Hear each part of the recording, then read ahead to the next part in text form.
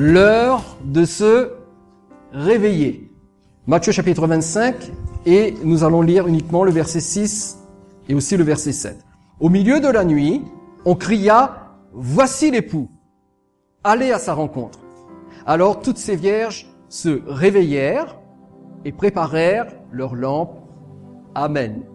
Dans la parabole des 10 vierges, nous l'avons déjà vu, le thème, c'est la préparation individuelle. Vous vous souvenez de ce que nous avons dit ce samedi? La préparation individuelle en vue de l'enlèvement de l'Église. C'est comme si je vous disais, eh bien c'est la préparation individuelle en vue du salut pour l'éternité.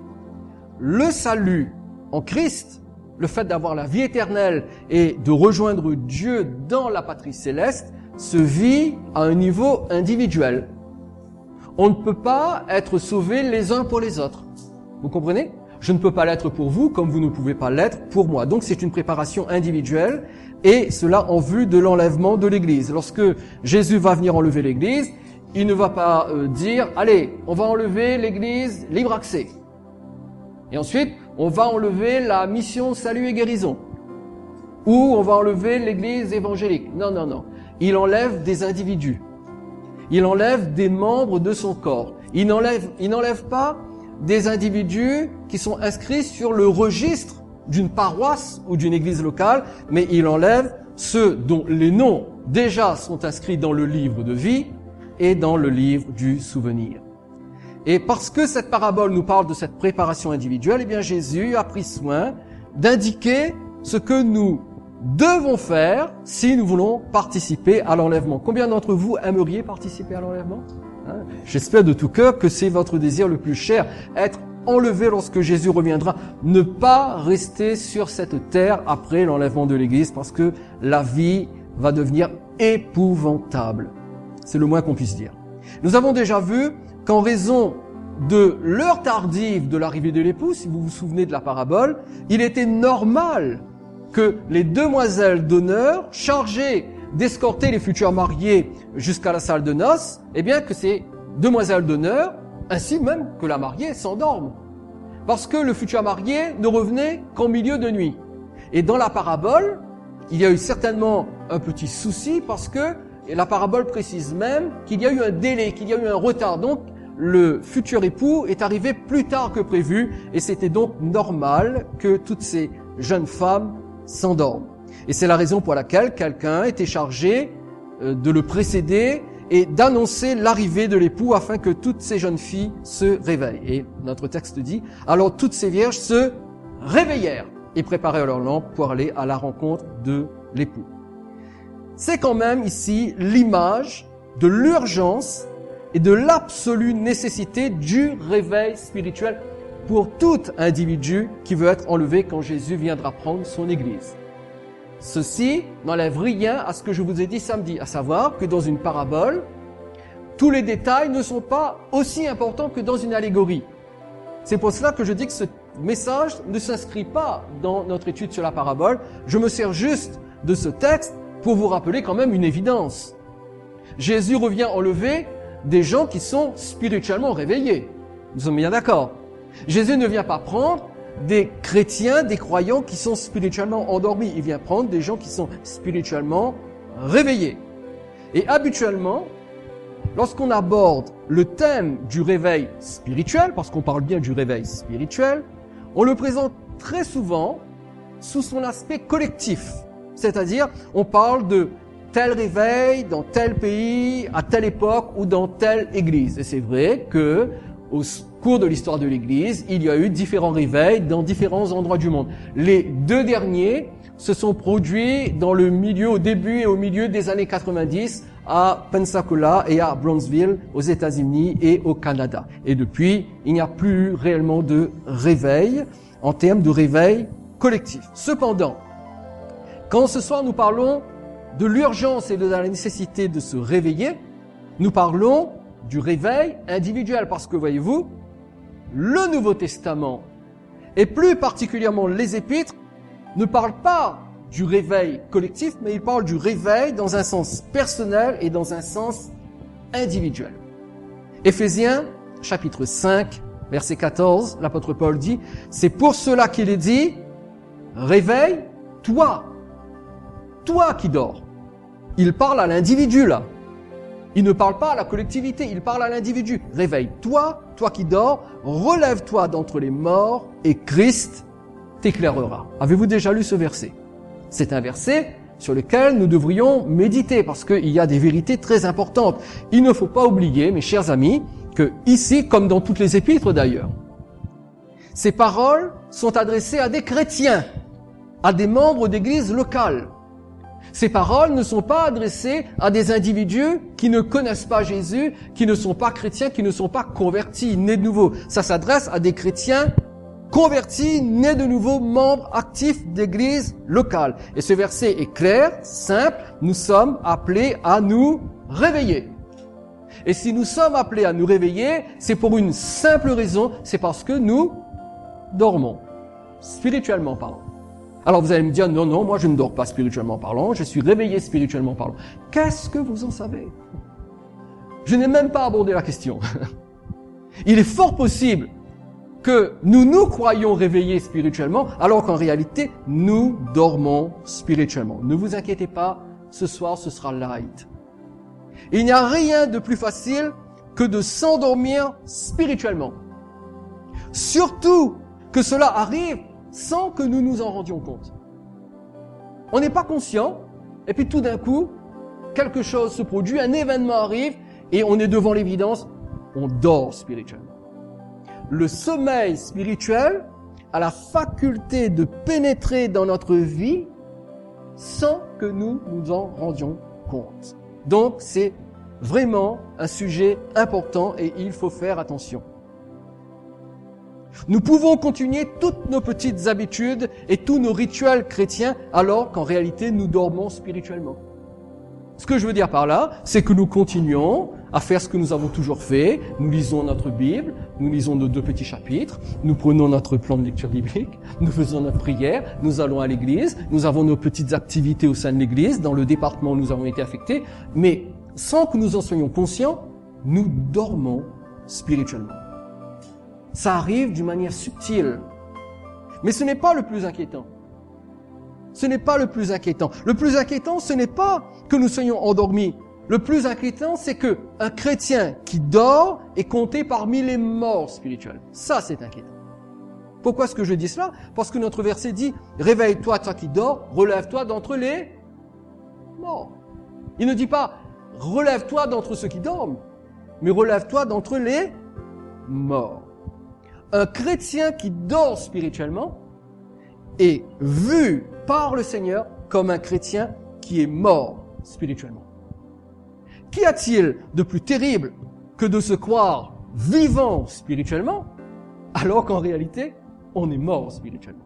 Non, mais franchement, qu'est-ce qu'il y a de plus terrible que ça?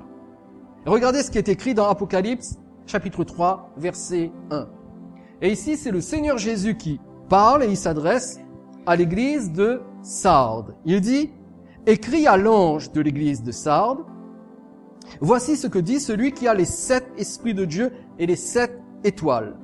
Je connais tes œuvres. » Vous savez que le Seigneur connaît tout en ce qui nous concerne. Il connaît absolument tout. Et il n'y a rien que nous puissions cacher au Seigneur. « Je connais tes œuvres. » Regardez bien la suite. « Je sais que tu passes pour être vivant, mais tu es mort. » Tu passes pour être vivant.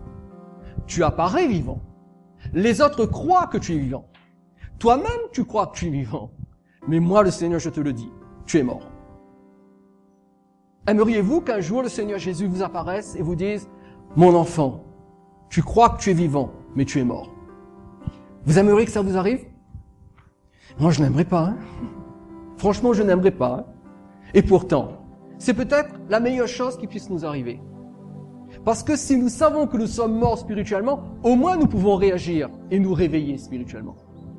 Tandis que si nous l'ignorons, nous continuons notre petit bonhomme de chemin en pensant que nous sommes vivants, alors qu'en réalité nous sommes morts parce que nous sommes plongés dans un sommeil spirituel. Donc, un chrétien qui dort spirituellement est diagnostiqué par Dieu comme étant mort spirituellement, ce qui signifie qu'il est en danger.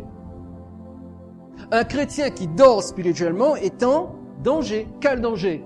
Eh bien, tout d'abord, le danger d'être séduit par les ruses du diable, parce que le diable ne nous aime pas, il n'aime personne, et encore moins les chrétiens.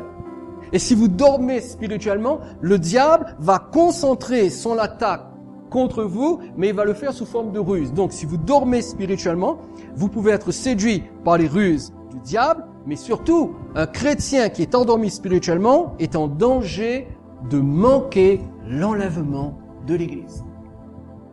Un chrétien qui dort spirituellement peut être très bien vu par les autres et peut avoir une très belle position au sein d'une Église. Il peut être admiré, il peut être applaudi, il peut avoir une vie publique, il peut même prêcher, chanter.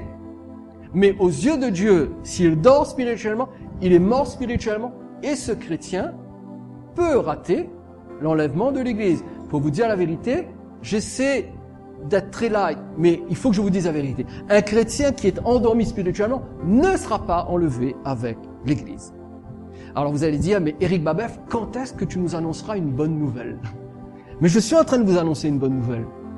Je suis en train de vous dire qu'il faut absolument que vous et moi, nous soyons prêts pour l'enlèvement de l'Église. Et une des choses qu'il faut faire absolument, c'est de se réveiller spirituellement.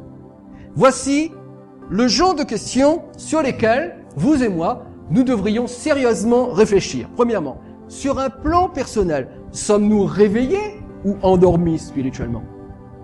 Posons-nous à nous-mêmes la question. Suis-je réveillé ou suis-je endormi spirituellement? Deuxième question, comment savoir si oui ou non je suis spirituellement réveillé? Ce serait intéressant de le savoir quand même. Troisième question, que devrais-je faire, que devons-nous faire pour nous réveiller spirituellement si nous dormons spirituellement? Parce que si j'arrive à comprendre, je prends conscience que je dors spirituellement, ce que je veux faire, c'est de me réveiller quand même. Alors qu'est-ce que je peux faire pour me réveiller spirituellement? Pour répondre à ces trois questions fondamentales, trois questions clés pour notre thème, eh bien, nous devons avoir des standards sûrs. C'est-à-dire, nous devons avoir des critères infaillibles sur lesquels nous pouvons nous reposer pour avoir une vision réaliste de notre état spirituel. C'est important quand même d'avoir une vision réaliste de son état spirituel personnel. Parce qu'on peut se séduire soi-même, on peut se tromper soi-même. Donc il est de la plus haute importance que nous nous voyons comme Dieu, lui, nous voit. Vous êtes d'accord avec moi? Donc que nous ayons une vision réaliste de notre état spirituel et surtout que nous sachions comment y remédier si nous dormons spirituellement. Et ces critères ne peuvent pas être notre église, notre paroisse, notre communauté, notre dénomination, notre pasteur, notre prêtre, notre évêque, le pape ou toute autre autorité ecclésiastique. Toute institution religieuse et chrétienne ne peut déterminer si oui ou non nous sommes réveillés spirituellement. Seul Dieu est en mesure de le faire. Seul Dieu. Et si je vous dis ces choses sans prendre des gants, c'est pour vous faire comprendre que dans ce domaine de l'éveil spirituel, ne faites confiance à aucune organisation ou autorité ecclésiastique. Ne faites confiance qu'à Dieu. C'est Dieu qui décide. C'est Dieu qui dit si oui ou non vous êtes réveillé ou si vous êtes endormi spirituellement. Dans le psaume 39, le verset 22 et le verset 23, cela devrait être notre prière quotidienne. Je vous donne ici un sujet de prière à faire tous les jours. Le psalmiste dit « Sonde-moi, ô Dieu, et connais mon cœur. Éprouve-moi et connais mes pensées. Regarde si je suis sur une mauvaise voie et conduis-moi sur la voie de l'éternité. » Quelle belle prière! Parce que là, on demande au Seigneur des choses bien précises. Le psalmiste ici révèle 4 choses que Dieu fait pour nous montrer notre état spirituel. 4 choses que Dieu fait pour nous communiquer une vision réaliste de notre état spirituel. Ces 4 choses sont les suivantes. Il nous sonde, il nous éprouve, il nous regarde et il nous conduit. Les 3 premiers verbes, c'est-à-dire sonder, éprouver, regarder, eh bien ces 3 verbes se réfèrent au fait d'être examiné par Dieu et d'être exposé par Dieu pour que nous sachions où nous en sommes. Et peu de chrétiens sont prêts à faire cette expérience. Peu de chrétiens sont disposés à ce que Dieu examine leur vie et que Dieu expose leur vie à leurs propres yeux. Très peu de chrétiens sont disposés à vivre cette expérience qui n'est pas toujours une expérience agréable. Parce que Dieu agit envers nous comme un médecin. Si vous êtes gravement malade et que vous souffrez, qu'est-ce que vous aimeriez que le médecin vous dise? Un mensonge ou la vérité? La vérité. Que vous sachiez exactement ce que vous avez. Eh bien, Dieu fait pareil pour nous. Il nous sonde, il nous éprouve, il nous regarde, c'est-à-dire, il nous examine et il nous expose à nos propres yeux pour que nous sachions où nous en sommes. Et le dernier verbe, conduis-moi sur la voie de l'éternité, parle de ce que Dieu attend de nous et de ce qu'il veut pour notre vie. Dans les 3 premiers verbes, il nous examine, il nous expose. Dans le dernier verbe, il nous dit ce qu'il attend de nous et ce qu'il veut pour nous. Et là encore, peu de chrétiens sont prêts, écoutez bien cela, peu de chrétiens sont prêts à découvrir ce que Dieu veut.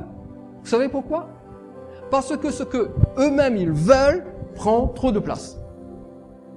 Et parce que ce qu'ils veulent prend trop de place, ils n'ont plus de place pour ce que Dieu veut. En d'autres termes, si la volonté de Dieu interfère avec leur propre plan, avec leur propre volonté, eh bien celle-ci se rebelle. C'est-à-dire, j'ai mon ambition, j'ai mon programme, j'ai ma vision, j'ai ma petite croyance. Si Dieu interfère et Dieu me demande de changer, je ne suis pas d'accord. Donc, ce n'est pas facile de faire face à la vérité. S'il y a une chose qui est difficile pour tout être humain, et surtout pour un chrétien, c'est de faire face à la vérité. Et c'est pour cela que Jésus a dit, quand vous connaissez la vérité, vous êtes libérés. Parce que faire face à la vérité, c'est la première étape dans le chemin de la libération. Donc, c'est ce que Dieu veut faire et c'est ce que nous devons demander à Dieu dans nos prières. Seigneur, montre-moi où j'en suis. Révèle-moi mon état. Ausculte-moi, Seigneur. Et dis-moi où j'en suis. Dis-moi réellement, Seigneur. Je suis comment, là? Je suis réveillé, je suis endormi. Est-ce que ma vie te plaît ou est-ce qu'elle ne te plaît pas? Qu'est-ce que tu me reproches? Qu'est-ce que tu attends de moi? Soyons sincères, faisons cette prière au Seigneur et croyez-moi, le Seigneur vous montrera exactement où vous en êtes. Alors la question est, comment Dieu nous révèle-t-il notre état et surtout comment Dieu nous révèle-t-il le remède qui va avec notre état si nous sommes endormis spirituellement? La réponse est simple. Dieu nous révèle notre état et Dieu nous révèle le remède contre le sommeil spirituel par les Écritures. Qu'est-ce que j'entends par les Écritures? Par la Bible, par la parole. D'où l'importance de lire abondamment la parole de Dieu. Ésaïe chapitre 8 verset 20. Regardez bien ce texte. Il est précis, parlant, catégorique. Ésaïe 8 20 nous dit à la loi et au témoignage. Ça veut dire quoi? Ça veut dire à la parole de Dieu, aux Écritures, à la loi, c'est-à-dire à la Torah, au témoignage. Si l'on ne parle pas ainsi, il n'y a point quoi? D'aurore pour le peuple. Écoutez bien, s'il n'y a pas un retour sérieux et profond à la Bible, si l'on reste sur les à peu près d'un discours chrétien politiquement correct. Parce qu'aujourd'hui, il faut être politiquement correct. Il ne faut plus trop dire la vérité. Il faut respecter les autres qui sont différents. Il faut trouver un consensus. On a tendance à vouloir transformer l'Église en ONU, Organisation des Nations Unies. C'est-à-dire, ne disons pas la vérité, acceptons qu'on soit différent. Mais je veux dire une chose, il y a une seule vérité. Il y a un seul évangile. Vous comprenez cela? Il n'y a pas 2 évangiles. Il n'y a pas un évangile pour les évangéliques et un évangile pour les catholiques et un évangile pour les protestants. Non, il y a un seul évangile. Et nous devons soumettre nos vies à cet unique évangile. Nous ne pouvons pas transformer l'évangile pour que cet évangile s'accorde avec notre étiquette d'évangélique, de protestant, de catholique, de charismatique. Non, nous devons absolument nous soumettre à la Bible. Donc, attention au discours chrétien politiquement correct. Le peuple de Dieu, s'il ne revient pas à la Bible, le peuple de Dieu ne se réveillera pas de son sommeil. Parce que notre texte dit, si l'on ne parle pas ainsi, c'est-à-dire si l'on ne revient pas à la parole de Dieu, si l'on ne revient pas aux Écritures, il n'y a point d'aurore pour le peuple. Arrêtez-moi si je me trompe, mais l'aurore, c'est le moment qui correspond au début du jour. L'aurore, c'est là où on est censé se réveiller. Donc ce que ce texte dit, c'est que si l'on ne revient pas à la loi et au témoignage, si l'on ne revient pas aux Écritures, si l'on ne revient pas à la parole de Dieu, il n'y aura pas de réveil. Il n'y aura pas de réveil. Et beaucoup de gens croient que vivre un réveil spirituel, c'est vivre un moment d'excitation, de joie intense, avec de gros frissons qui parcourent tout le corps, et puis on pleure à chaudes larmes, et on est bouleversé. On se dit, mais là on a été réveillé. Non. Non. Ça c'est juste un moment émotionnel. Le vrai réveil ne se produit que lorsque la parole de Dieu a un impact dans notre cœur. Si nous faisons passer ce que dit l'Église réformée, l'Église luthérienne, l'Église catholique romaine, l'Église baptiste, l'Église pentecôtiste, etc. Si on fait passer tout ce que ces églises disent avant ce que dit la Bible, nous ne pourrons pas surmonter le sommeil spirituel dans lequel nous sombrons si facilement. Il faut revenir aux Écritures. Ce n'est même pas ce que Éric Babeuf dit qui va vous réveiller, c'est ce que la Bible dit qui va vous réveiller. Au fait, j'en profite pour vous dire, ne croyez pas ce que je vous dis moi. Croyez ce que la Bible dit. Et dans la mesure où si ce que je dis correspond à ce qui est écrit dans ce livre, alors oui, croyez. Mais ne me croyez pas moi parce que tout d'un coup je suis le prédicateur. Le prédicateur, c'est juste un homme. C'est juste un être humain faillible. Et il fait de son mieux pour dire ce que Dieu dit. Et le rôle du prédicateur, c'est de transmettre au peuple de Dieu les paroles de Dieu. Le but du prédicateur, ce n'est pas de faire véhiculer ses idées personnelles au travers de la prédication. Le prédicateur est un porte-parole de Dieu. Ne me croyez pas moi, croyez les Écritures. Amen. Alors, j'aimerais regarder 2 textes avec vous. Combien de textes? 2 textes. Donc, vous suivez alors. Je vais regarder avec vous 2 textes dans le Nouveau Testament où il est question de se réveiller. Et dans ces passages, qu'est-ce que nous allons voir? Eh bien, tout d'abord, que Dieu révèle sa conception à lui du réveil, parce que ce n'est pas ce que vous et moi nous pensons du réveil qui est important, c'est ce que Dieu pense lui du réveil, comment il voit le réveil. Donc premièrement, nous allons avoir la conception de Dieu du réveil, et ensuite, dans ces 2 textes, eh bien nous allons découvrir ce qui caractérise quelqu'un qui dort spirituellement et quelqu'un qui est réveillé spirituellement. Vous êtes prêts? Allez, voilà le premier texte. 1 Thessaloniciens chapitre 5, versets 3 à 8. 1 Thessaloniciens chapitre 5 verset 3. Quand les hommes diront paix et sûreté, alors une ruine soudaine les surprendra. Comme les douleurs de l'enfantement surprennent la femme enceinte et ils n'échapperont point. Mais vous, frères, vous n'êtes pas dans les ténèbres pour que ce jour vous surprenne comme un voleur. Vous êtes tous des enfants de la lumière et des enfants du jour. Nous ne sommes point de la nuit ni des ténèbres. Ne dormons donc point comme les autres, mais veillons et soyons sobres. Car ceux qui dorment, dorment la nuit, et ceux qui s'enivrent, s'enivrent la nuit. Mais nous qui sommes du jour, soyons sobres, ayant revêtu la cuirasse de la foi et de la charité, et ayant pour casque l'espérance du salut. Tout d'abord, dans le verset 6, regardez bien le verset 6. Ne dormons donc point comme les autres, mais veillons et soyons sobres. Le verset 6 de ce passage est un appel à se réveiller du sommeil. Ne dormons point. C'est-à-dire, réveillons-nous. On est bien d'accord, c'est logique quand même. Donc c'est un appel à se réveiller du sommeil spirituel. Ça c'est dans le verset 6. Eh bien dans les versets qui sont autour, c'est-à-dire les versets 3, 4, 5, 7, 8, nous allons découvrir les caractéristiques de ceux qui dorment et de ceux qui sont éveillés spirituellement. Commençons par ceux qui dorment. Quelles sont les caractéristiques des chrétiens, des croyants qui dorment? La première, nous la découvrons dans le verset 3. Quand les hommes diront paix et sûreté. La première caractéristique d'un chrétien qui dort spirituellement, c'est lorsqu'il se met à croire que nous vivons dans un temps de paix et de sécurité favorable à la prospérité. Un chrétien qui aujourd'hui croit que les temps sont bons, c'est un temps de paix et de sécurité favorable à la prospérité. Ça y est, on peut y aller, on peut investir, on va réussir. Eh bien, des chrétiens qui pensent ainsi, ce sont des chrétiens qui dorment spirituellement. Pourquoi? Parce que ils sont en train de se focaliser sur leur réussite personnelle et ils pensent avant tout que les choses vont s'améliorer politiquement, socialement, économiquement et religieusement. En d'autres mots, écoutez bien cela. La première caractéristique d'un chrétien qui dort spirituellement, eh bien, ce sont des chrétiens qui sont inconscients de la réalité spirituelle des temps de la fin dans lesquels nous vivons. Et ce sont des chrétiens qui ne voient pas ce qui est en train de se passer dans les coulisses du monde. Ils ne voient que ce qui frappe le regard. Ils ne voient que ce qui correspond à leurs plans et à leur ambition. Mais ils ne voient pas la réalité. La première caractéristique d'un chrétien qui dort spirituellement, c'est un chrétien qui est aveugle spirituellement. Il ne voit pas. Il ne voit pas. Il ne comprend pas. Il croit que c'est un temps de paix et de sûreté et que tout va aller bien. Vous savez, je ne veux pas être un prophète de malheur, mais je dois vous dire ce que la parole de Dieu dit. Tout ne va pas aller bien. Tout ne va pas aller en s'améliorant. Écoutez bien ce que je veux dire.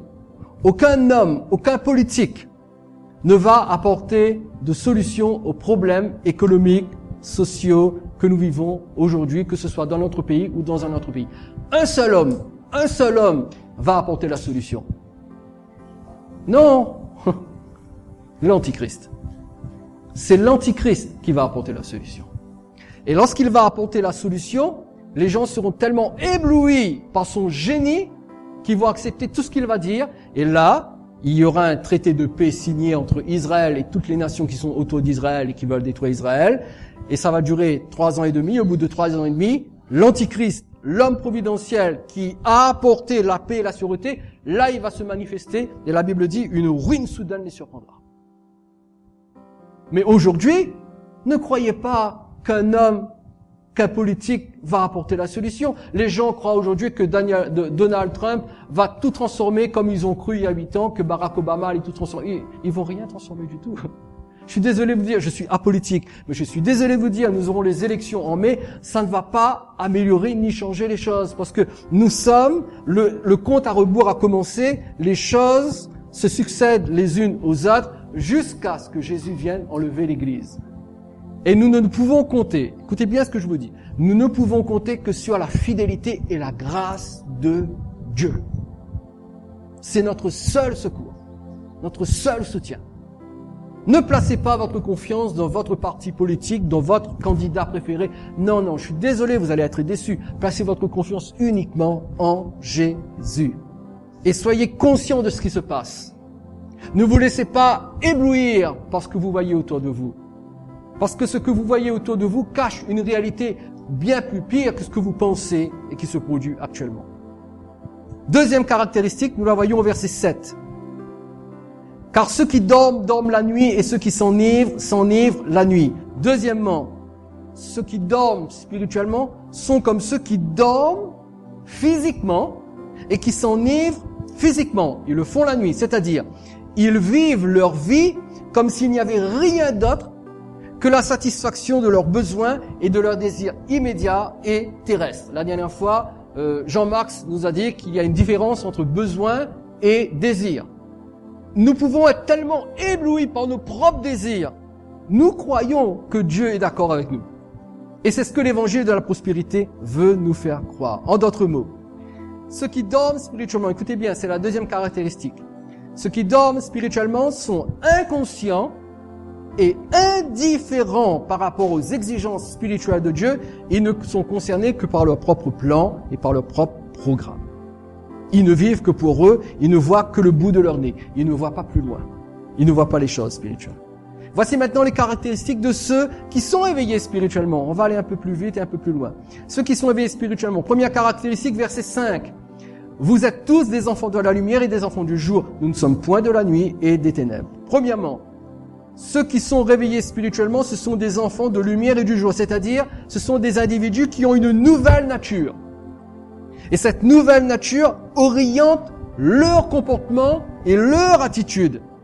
Ce sont des gens qui ne se conforment pas à la mentalité ambiante. Romains chapitre 12 verset 2. Ne vous conformez pas au siècle présent, mais soyez transformés par le renouvellement de votre intelligence. Donc, ceux qui sont réveillés spirituellement ne se conforment pas à la mentalité ambiante, mais ils se conforment à la volonté de Dieu révélée dans sa parole. En d'autres mots, ceux qui sont réveillés spirituellement ne se laissent pas dominer par les modes et les tendances passagères, mais ils veillent à vivre selon la volonté de Dieu, même si cela les rend politiquement incorrects. Si votre intelligence n'est pas renouvelée pour comprendre quel est vraiment le plan de Dieu, vous pouvez être trompé par des positions qui sont contraires à la parole de Dieu. Deuxième caractéristique de ceux qui sont éveillés, verset 8. Il est dit, nous qui sommes du jour, soyons sobres, ayant revêtu la cuirasse de la foi et de la charité, et ayant pour casque l'espérance du salut. Deuxièmement, ceux qui sont éveillés spirituellement sont équipés spirituellement des vertus que Dieu lui-même tient en haute estime. La foi, l'amour, que la Bible appelle la charité ici, et l'espérance. Vous retrouvez ça dans 1 Corinthiens 13. 3 choses demeurent, la foi, l'amour et l'espérance, mais la plus grande de ces choses, c'est l'amour. En d'autres mots, ceux qui sont réveillés spirituellement sont conscients du conflit spirituel dans lequel ils sont engagés et ils y font face, non pas avec un équipement philosophique et religieux, mais ils y font face avec les armes de Dieu. Un chrétien réveillé spirituellement, c'est un chrétien qui est équipé avec les armes de Dieu. Et enfin, nous allons terminer. Le second texte. Romains chapitre 13, verset 11. Il est dit, « Cela importe d'autant plus que vous savez en quel temps nous sommes. C'est l'heure de vous réveiller enfin du sommeil. Car maintenant le salut est plus près de nous que lorsque nous avons cru. La nuit est avancée, le jour approche. Dépouillons-nous donc des œuvres des ténèbres et revêtons les armes de la lumière. Marchons honnêtement comme en plein jour, loin des excès et de l'ivrognerie, de la luxure et de l'impudicité, des querelles et des jalousies. Mais revêtez-vous du Seigneur Jésus et n'ayez pas soin de la chair pour en satisfaire les convoitises. » Rapidement. Dans le verset 11, Paul nous exhorte à nous réveiller en étant conscients de l'heure dans laquelle nous vivons. Mes amis, nous sommes vraiment dans le temps de la fin. Et il faut mettre un terme au sommeil spirituel dans lequel nous pouvons être plongés. Savons-nous que chaque jour qui passe, avec l'accélération des changements géopolitiques mondiaux, que chaque jour nous sommes plus près du salut que quand nous avons cru, c'est ce que dit le verset. En d'autres termes, le retour de Christ, l'enlèvement de l'Église, se rapproche de nous au fur et à mesure que les jours se succèdent. Alors, ceci étant dit, dans le verset 12, l'apôtre Paul nous appelle à faire ce qu'il faut pour ne pas être surpris par les ténèbres qui sont déjà sur le monde et qui vont aller en s'épaississant. Les croyants endormis spirituellement sont caractérisés par les œuvres des ténèbres. Et j'insiste, les croyants qui dorment spirituellement sont caractérisés par des œuvres des ténèbres. Mais les croyants qui sont réveillés spirituellement, eux, sont caractérisés par les armes de la lumière. Et voici comment l'apôtre Paul décrit les deux groupes. Premièrement, écoutez bien cela. Dans le verset 13, ceux qui dorment spirituellement, écoutez attentivement ce que je vous dis. Ceux qui dorment spirituellement, selon le verset 13, sont coupables d'excès, d'ivrognerie, de luxure, d'impudicité, de querelle et de jalousie. Alors, il est inimaginable qu'un chrétien se retrouve impliqué dans ce genre de comportement. Mais hélas, mes chers amis, hélas, c'est plus répandu et plus fréquent que ce que l'on pense. Beaucoup de chrétiens sont coupables de ces péchés. De quoi s'agit-il? Tout d'abord, le mot excès. Le mot excès en grec désigne habituellement les abus que quelqu'un fait de la nourriture et de l'alcool. Dans 1 Pierre 4.3, ce même mot grec est traduit par excès du manger et du boire. Vous comprenez, quand la Bible dit excès du manger et du boire, il ne s'agit pas d'excès d'eau. D'accord? C'est excès d'alcool. Certaines personnes, écoutez bien ce que je veux dire, certains chrétiens sont alcooliques sans être ivrognes. Quelle est la différence? Un alcoolique a une addiction à l'alcool. C'est-à-dire qu'il ne peut pas se passer d'alcool. Et habituellement, il boit de l'alcool plus qu'il en faut et toujours en trouvant des excuses. Des excuses du genre, c'est l'apéritif. En France, on prend l'apéritif. Je veux bien, je suis bien d'accord. Mais quand tu dois prendre l'apéritif tous les jours, le midi et le soir, du lundi au samedi, et que le dimanche, tu prends 3 apéritifs, je suis désolé de te dire, tu es un alcoolique. Tu n'es peut-être jamais ivre, tu ne titubes pas, tu ne parles pas espagnol, mais tu es un alcoolique. parce que tu es esclave d'une addiction à l'alcool, sans être ivre obligatoirement. Et la limite a été franchie. Tu es dans le péché. Un chrétien qui ne peut pas se passer d'apéritif tous les jours, 2 ou 3 fois par jour, est un chrétien qui vit dans le péché. Et c'est un chrétien, je vous le dis, sans tourner autour du pot, qui ne sera pas enlevé. Deuxièmement, l'ivrognerie. L'ivrognerie désigne une intoxication volontaire et habituelle au point d'être sous le contrôle de l'alcool. Voilà la différence entre l'excès, l'alcoolisme et l'ivrognerie. D'accord? On est sous le contrôle de l'alcool.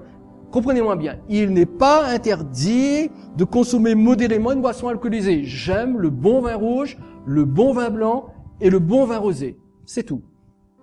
À ceci, j'ajouterai le bon champagne. C'est tout. Dernièrement, j'ai bu du bon whisky, mais c'est tout. Pas plus que ça. Vous comprenez? Mais je ne vais pas en boire des tonnes, et surtout, je ne vais pas en boire tous les jours. Donc, il n'est pas interdit de consommer modérément une boisson alcoolisée. Mais écoutez bien, Éphésiens 5,18 dit que l'ivrognerie, c'est de la débauche. Le terme, c'est de la débauche. Le mot grec traduit par débauche signifie une vie dissolue. Quelqu'un qui boit plus que de raison au point d'être sous le contrôle de l'alcool et d'être intoxiqué, c'est quelqu'un qui mène une vie dissolue. Aucun chrétien ne devrait être coupable de débauche ou de vie dissolue. Et la Bible dit que les ivrognes n'auront point part au royaume de Dieu. Troisièmement, les mots luxure et impudicité sont tous les deux, écoutez bien, en rapport avec la sexualité. La sexualité est une très belle chose, Dieu l'a donnée à l'être humain. Et pas seulement pour la procréation, pour son propre plaisir. Mais le problème, c'est que Satan l'a perverti. Et nous ne devons pas tomber dans ce piège. Et ces deux mots, luxure et impudicité, désignent l'immoralité, l'obscénité et la dépravation au niveau sexuel. Écoutez bien, si dans votre lieu de travail, vous prenez plaisir à écouter des plaisanteries et à participer à des conversations remplies d'obscénité, vous avez un problème. Le chrétien, et j'ajouterai la chrétienne, doit veiller à ce qu'il fait. On ne peut pas faire n'importe quoi sous prétexte de libération sexuelle. On doit veiller, le chrétien et la chrétienne doivent veiller à ce qu'il fait, mais il doit aussi veiller à ce qu'il dit. La Bible dit qu'il ne sorte de votre bouche aucune mauvaise parole. Aucune allusion à la sexualité. Aucune allusion, aucune plaisanterie, comment on dit ça, grivoise? Rien de ce genre. Ça ne devrait même pas sortir de notre bouche. On doit faire attention, le chrétien doit faire attention à ce qu'il regarde et à ce qu'il écoute. Les films vulgaires. Les films où l'adultère est mis en avant. Les films vulgaires. Alors bien sûr, sur Internet, surfer sur les sites pornographiques, alors bien évidemment, c'est clair, hein, un chrétien qui surfe sur les sites pornographiques a grandement besoin de faire la paix avec Dieu. Écoutez bien, ce que les autres ne voient pas, Dieu lui le voit. Et rien ne peut être caché aux yeux de Dieu. Donc, luxure et impudicité sous toutes ses formes. Ensuite, il est parlé des querelles. Le mot querelle désigne les disputes et les désaccords dans le but d'avoir toujours raison. D'obtenir plus de prestige.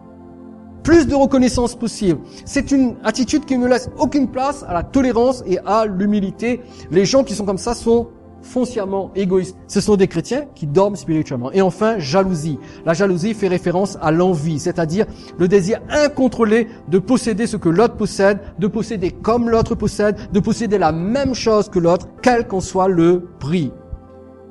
Et ce qui ressort de tout ce que je viens d'énumérer, c'est quelque chose de très simple. C'est le manque de retenue, le manque de maîtrise de soi. Écoutez bien. La caractéristique de ceux qui dorment spirituellement se résume en une seule phrase. Ce sont des personnes charnelles qui ne vivent que pour la satisfaction de la chair. Et j'aimerais terminer avec ce qui caractérise ceux qui sont éveillés spirituellement. Premièrement, dans le verset 12, bien, quand on est réveillé spirituellement, on a le désir de se dépouiller des œuvres de ténèbres. Un chrétien éveillé spirituellement, c'est un chrétien qui a envie de se dépouiller de tout ce dont on vient de parler là. Il prend la décision et il se met à l'action, il y a les actes qui correspondent, il ne veut plus commettre tous ces péchés que je viens de citer. Un chrétien réveillé se sanctifie. Et la Bible dit, sans la sanctification, nul ne verra le Seigneur. Je veux vous dire quelque chose. Dans l'Ancien Testament, Dieu exigeait la sainteté. Dans le Nouveau Testament, Dieu exige la sainteté. Il n'y a pas de rabais. Il n'y a pas de remise.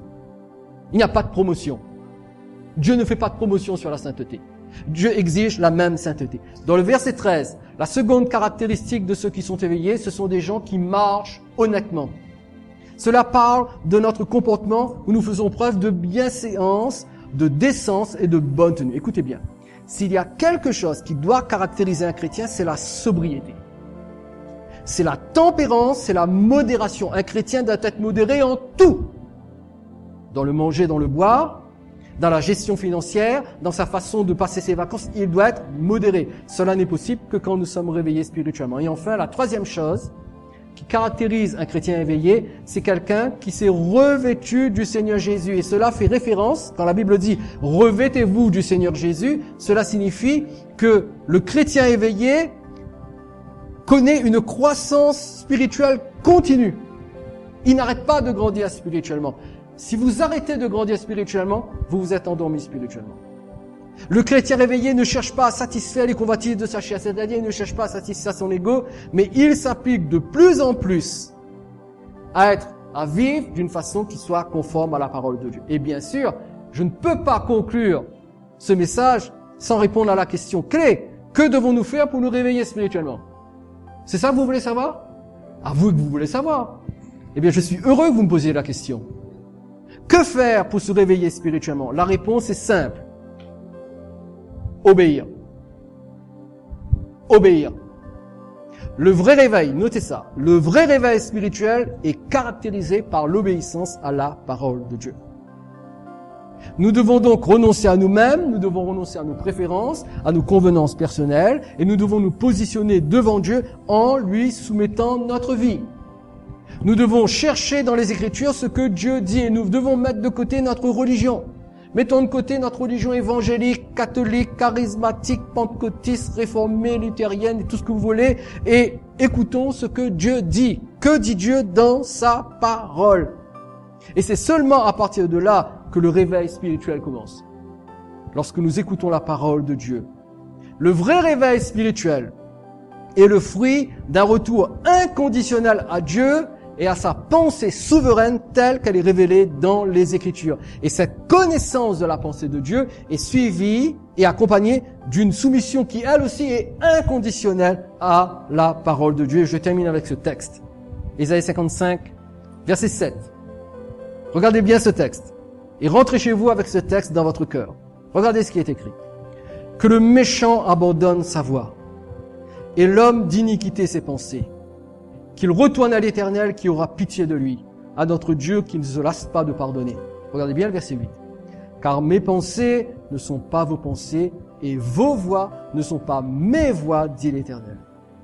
Autant les cieux sont élevés au-dessus de la terre, autant mes voies sont élevées au-dessus de vos voies et mes pensées au-dessus de vos pensées. Comme la pluie et la neige descendent des cieux et n'y retournent point sans avoir arrosé, fécondé la terre et fait germer les plantes, sans avoir donné de la semence au semeur et du pain à celui qui mange. Ainsi en est-il de ma parole qui sort de ma bouche, elle ne retourne point à moi sans effet, sans avoir exécuté ma volonté et accompli mes desseins. Nous abandonnons nos pensées, nous abandonnons nos plans personnels, nous abandonnons tout ce qui nous convient et qui nous arrange, et nous venons devant Dieu et nous disons, Seigneur, qu'est-ce que toi tu dis? Et lorsque nous savons ce que Dieu dit, nous n'avons qu'une seule chose à faire. Obéir. Obéir. Et je ne peux pas être plus franc et plus direct que ça pour vous dire, mes chers amis, il est temps de se réveiller. Obéir à la parole de Dieu. Amen.